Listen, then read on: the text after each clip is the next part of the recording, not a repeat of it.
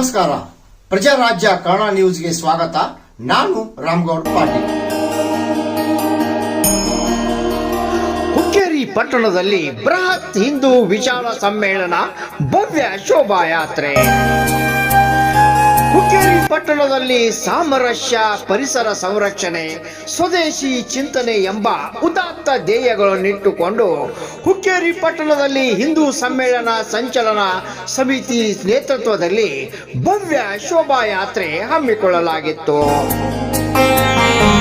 ತ್ಯಾಗುಣದ ಅಭಿನವ ಮಂಜುನಾಥ ಸ್ವಾಮೀಜಿ ಹಾಗೂ ಯುವ ಉದ್ಯಮಿ ಪೃಥ್ವಿ ಕತ್ತಿ ಹಾಗೂ ಹುಕ್ಕೇರಿ ಗ್ರಾಮೀಣ ವಿದ್ಯುತ್ ಸಹಕಾರಿ ಸಂಘದ ಅಧ್ಯಕ್ಷ ಮಹಾವೀರ್ ನಿಲಜ್ಗಿ ಹಾಗೂ ಗಣ್ಯರಿಂದ ಗೋ ಪೂಜೆ ನೆರವೇರಿಸಿ ಹಳ್ಳದಕೇರಿ ಶ್ರೀ ಅಡವಿ ಸಿದ್ದೇಶ್ವರ ಮಠದಿಂದ ಸುಮಂಗಲಿಯರು ಕುಂಭದ ಕೊಡ ಹೊತ್ತು ಭಾರತ ಮಾತೆ ಭಾವಚಿತ್ರದೊಂದಿಗೆ ಮಕ್ಕಳ ಮಹಾಪುರುಷರ ವೇಷಗಳನ್ನು ಧರಿಸಿದ ಮೆರವಣಿಗೆಗೆ, ಭವ್ಯ ಶೋಭಾಯಾತ್ರೆಗೆ ಪೂಜ್ಯರು, ಮಠಾಧೀಶರು, ಗಣ್ಯರಿಂದ ಚಾಲನೆ.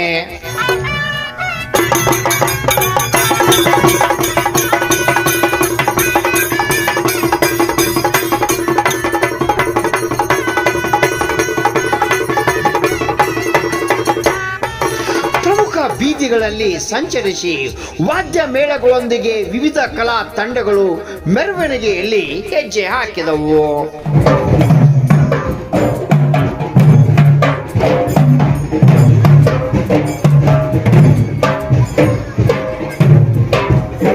ನಂತರ ವಿಶ್ವರಾಜ್ ಸಭಾಭವನದ ಆವರಣದಲ್ಲಿ ಜರುಗಿದ ಹಿಂದೂ ವಿಶಾಲ್ ಸಮ್ಮೇಳನ ಮಠಾಧೀಶರು ಹಾಗೂ ಗಣ್ಯರಿಂದ ಜ್ಯೋತಿ ಪ್ರಜ್ವಲಿಸುವ ಮೂಲಕ ಕಾರ್ಯಕ್ರಮಕ್ಕೆ ಚಾಲನೆ.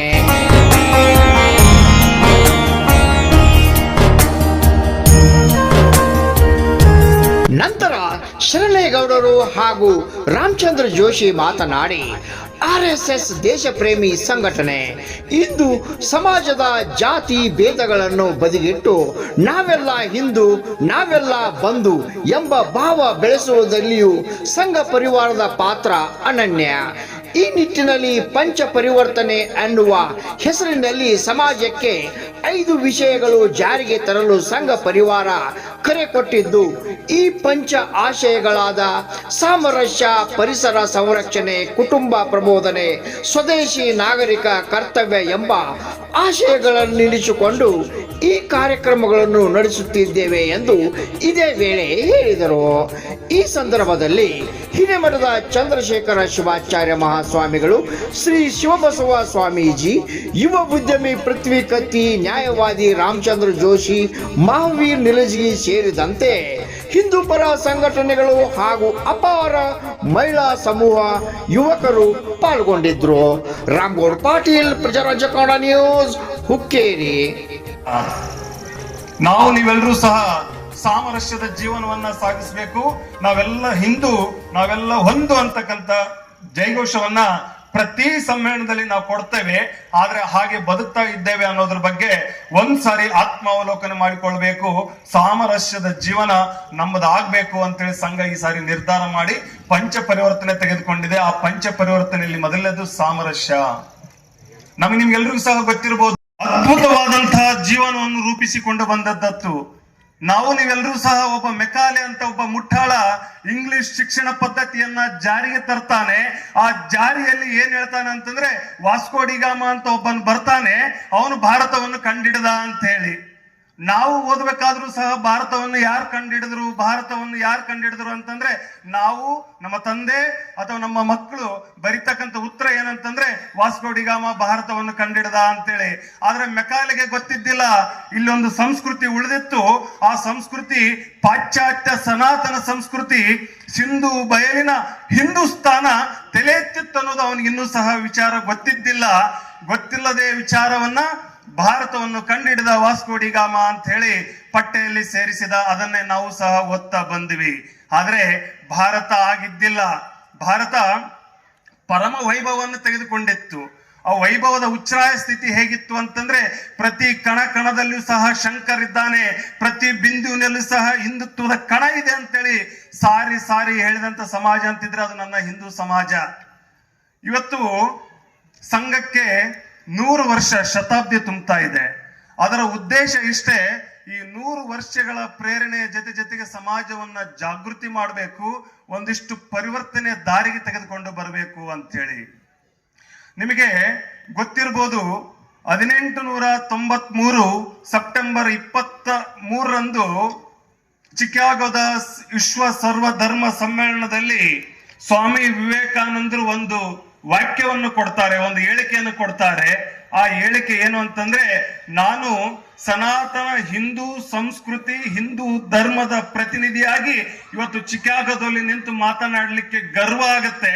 ನಾನು ಹಿಂದೂ ಅಂತ ಹೇಳಿ ಎದೆ ತಟ್ಟಿಕೊಂಡು ಹೇಳಲಿಕ್ಕೆ ನನಗೆ ತುಂಬಾ ಹೆಮ್ಮೆ ಆಗತ್ತೆ ಅಂತೇಳಿ ಮೊದಲಿಗೆ ಹಿಂದೂ ಧರ್ಮವನ್ನ ಹೊರದೇಶಕ್ಕೆ, ವಿಶ್ವಕ್ಕೆ ಮುಟ್ಟಿಸಿದ ಕೀರ್ತಿ ಅಂತಿದ್ರೆ ಅದು ಶ್ರೀ ಸ್ವಾಮಿ ವಿವೇಕಾನಂದರಿಗೆ ಸಲ್ಲುತ್ತೆ. ಅವರ ಶಾಸ್ತ್ರದ ಪರಂಪರೆ ನಮ್ಗೆಲ್ರಿಗೂ ಸಹ ಗೊತ್ತಿದೆ.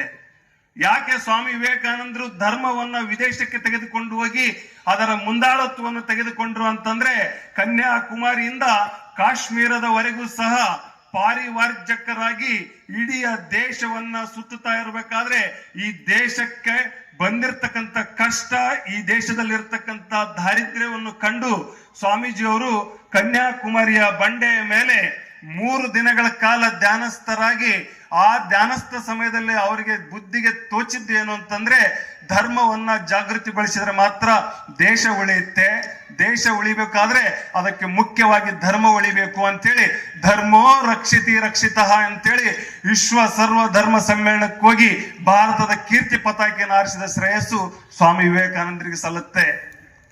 ಇದು ಹಿಂದೂ ಧರ್ಮ ಎಷ್ಟು ಉಚ್ಛ್ರಾಯ ಸ್ಥಿತಿಯಲ್ಲಿತ್ತು, ಭವ್ಯ ಸಂಸ್ಕೃತಿಯಲ್ಲಿ ನಾವಿದ್ದೇವೆ ಅನ್ನೋದ್ರ ಬಗ್ಗೆ ಸಾರಿ ಹೇಳ್ತಾ ಇರುತ್ತೆ.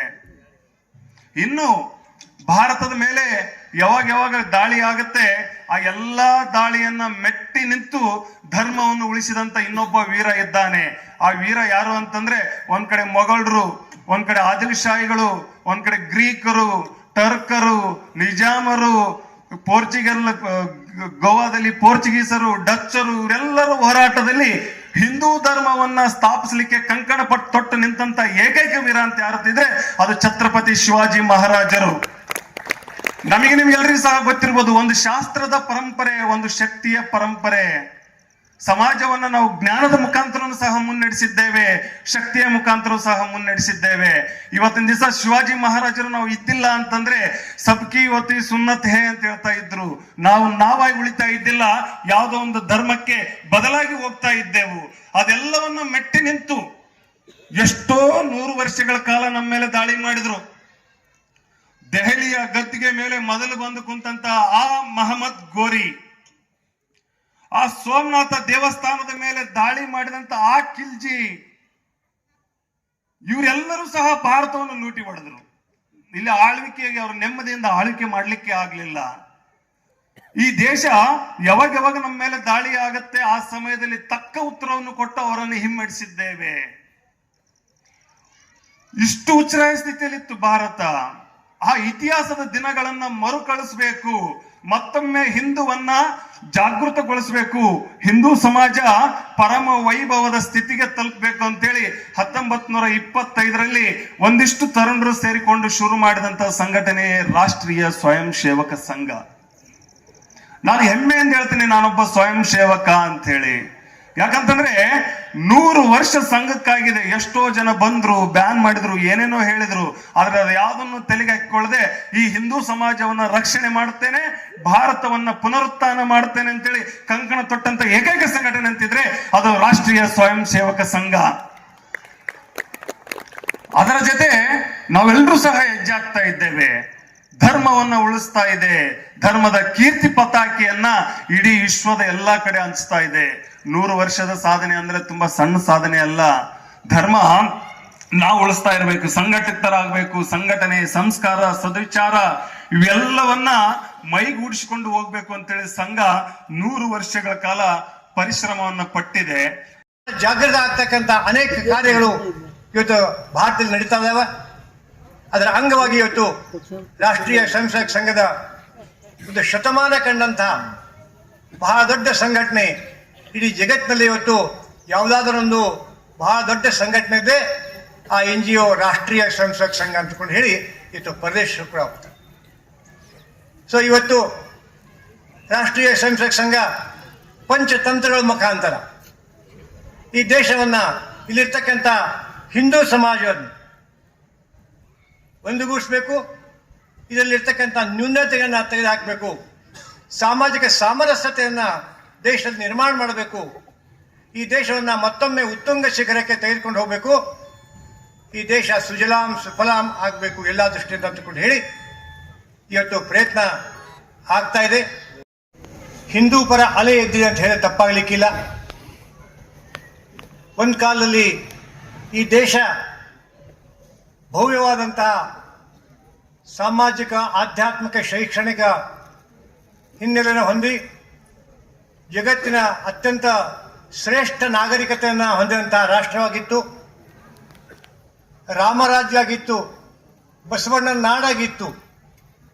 ಆದರೆ ದುರ್ದೈವಶಾತ್ ನಾವು ಸ್ವಾಭಿಮಾನ ಕಳ್ಕೊಂಡದ ಅದರಿಂದ ಸ್ವಾತಂತ್ರ್ಯವನ್ನು ಕಳ್ಕೊಂಡು ಪಾರತಂತ್ರದಲ್ಲಿ ಜೀವಿಸಬೇಕಂತ ಅದು ಶತಮಾನಗಳವರೆಗೆ ನಾವು ಪಾರತಂತ್ರದಲ್ಲಿ ಇರಬೇಕಾಗಿತ್ತು. ನಾವು ಯಾಗ ಉತ್ತುಂಗ ಶಿಖರದಲ್ಲಿದ್ವಿ ಈ ರಾಷ್ಟ್ರ, ಆಗ ಜಗತ್ತಿನಾದ್ಯಂತ ಆಧ್ಯಾತ್ಮಿಕ ಶೈಕ್ಷಣಿಕ ಸಲುವಾಗಿ ಭಾರತಕ್ಕೆ ಬಂದು ನಾಗರಿಕತೆಯನ್ನು ಕಲ್ಕೊಂಡು ಹೋಗತಕ್ಕಂಥದ್ದು ತಕ್ಷಶಿಲಾ ನಾಲಂದ ವಿಶ್ವವಿದ್ಯಾಲಯ ಇರ್ತಕ್ಕಂಥ ವಿಜಯನಗರ ಸಾಮ್ರಾಜ್ಯ ಇರ್ತಕ್ಕಂಥ ಶಿವಾಜಿ ಮಹಾರಾಜರ ಆಸ್ಥಾನದಲ್ಲಿ ಒಂದು ವೈಭವವಾದಂಥ ಸಮಾಜವನ್ನು ನಾವು ಕಂಡಿದ್ವಿ. ಆದರೆ ತರುವಾಯ ಬಂದಂತಹ ಪಾರತಂತ್ರ್ಯ ಆಕ್ರಮಣಕಾರಿ ನಮ್ಮ ದೇಶವನ್ನು, ನಮ್ಮ ಸಮಾಜವನ್ನು ಅವನತಿಯತ್ತ ಒಯ್ದರು. ನಾವು ಯಾವಾಗ ಉನ್ನತ ಶಿಖರದ್ವಿ ಆಗ ಎಂದೂ ಕೂಡ ಧರ್ಮಾಂತರ ಮಾಡೋದು, ಮತ್ತೊಂದು ರಾಷ್ಟ್ರ ಮೇಲೆ ಏರಿ ಹೋಗತಕ್ಕಂಥ ಕಾರ್ಯ ಭಾರತ